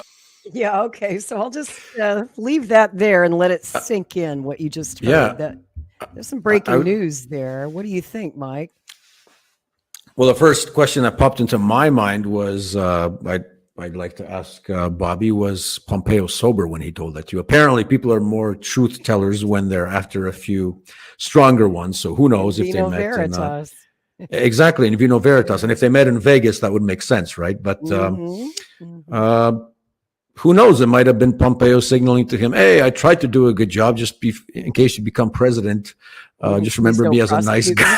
I don't know. Maybe I'll escape to Israel or something. But well, it's interesting. I have no doubt I have no reason to doubt the veracity of what Bobby said, and it is interesting. But I also would love to find out who were the other members of that crew that he sat with in Vegas. Yeah, well, maybe we'll find out someday. Yeah, he didn't want to reveal, he didn't want to name any names, but the whole story, and I'd heard about this dinner that he had with Pompeo a few weeks ago, and my response was the same as Tucker's. I was like, Bobby, what are you doing? What are you doing, man? I mean, he'll talk to anybody. And he had Mike Pompeo is a charming guy. He's a Kansas guy, and he knows how to turn on that farm boy charm. And I think he's got the swagger. Yeah, he does. I think that's how he weaseled his way into Trump's good graces.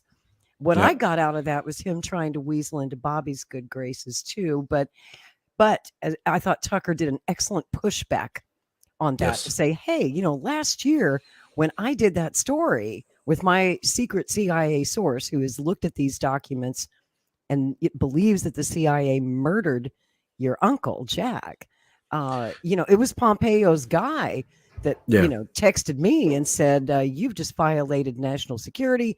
You're mishandling classified information and your source ought to be in prison. And that's the exact same thing that Pompeo said to Megyn Kelly after Yahoo News did the story about how the CIA under Pompeo was planning to kidnap and or assassinate Julian Assange. Right. Yeah, Mike Pompeo said that Yahoo staff and the reporters and the sources should all be tried under the Espionage Act and imprisoned.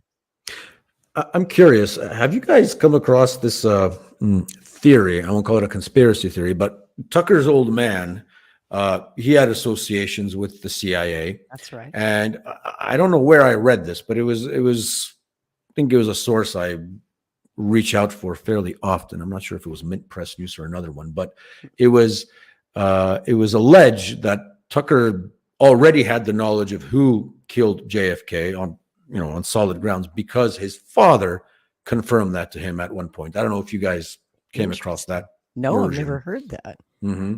It's possible. Mm-hmm. Certainly possible.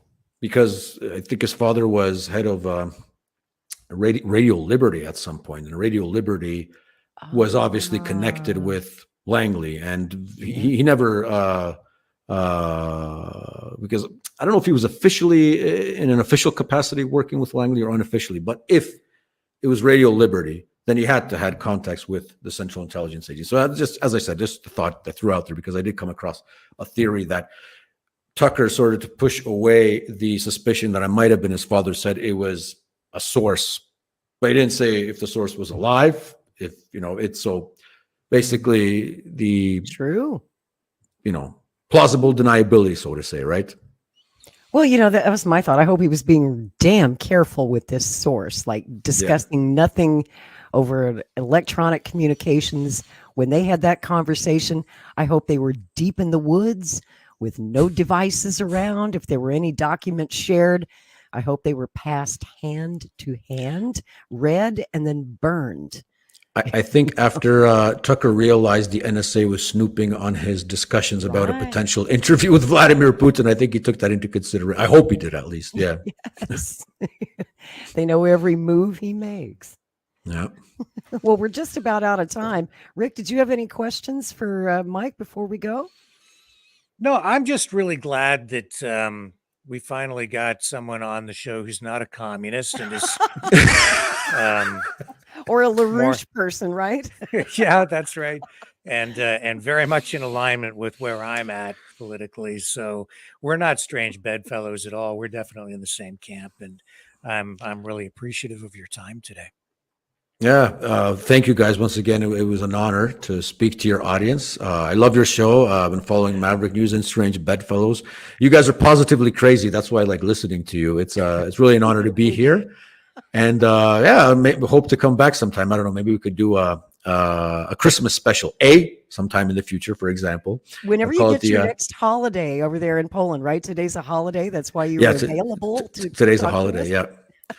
Then the next holiday is November 1st, All Saints, and then November 11th. But as I said, I mean, I'm really thinking right now about a possible sort of live transmission from Poland on election night, because I think a lot of people in the West are going to be watching that to see what happens, because a lot of stupid things that our government can do, unfortunately, might bounce back to policy preferences of your own governments.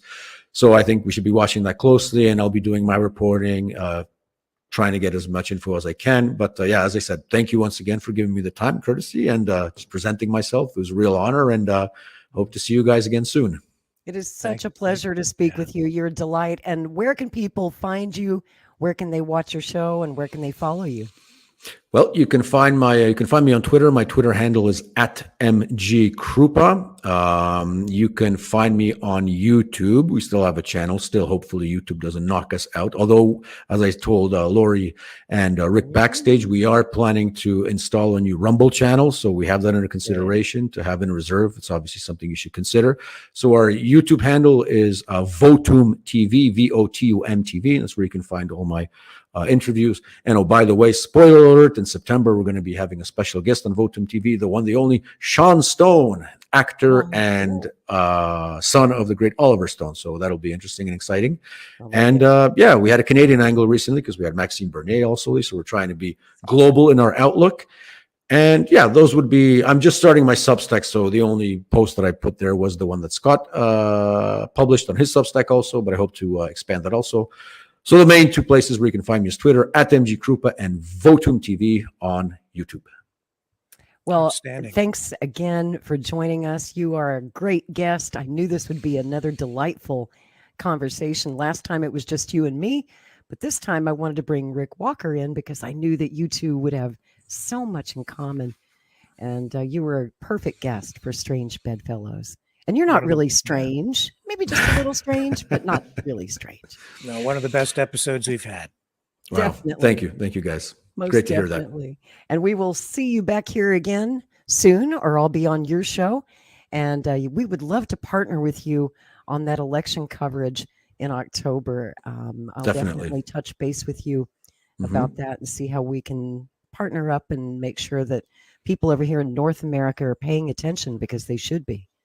Indeed. I think it's, just to end off, I think it's going to be one of the most consequential elections in Poland after 1989. So definitely something to look out for.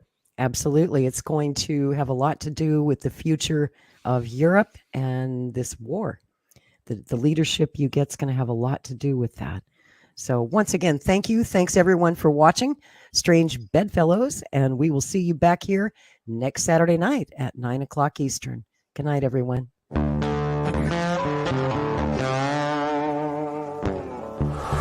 In a universe full of ideas, we draw lightness from the dark to a place where opposites attract. Right meets left, positive touches negative, sparking an explosion of truth. Because politics makes strange bedfellows.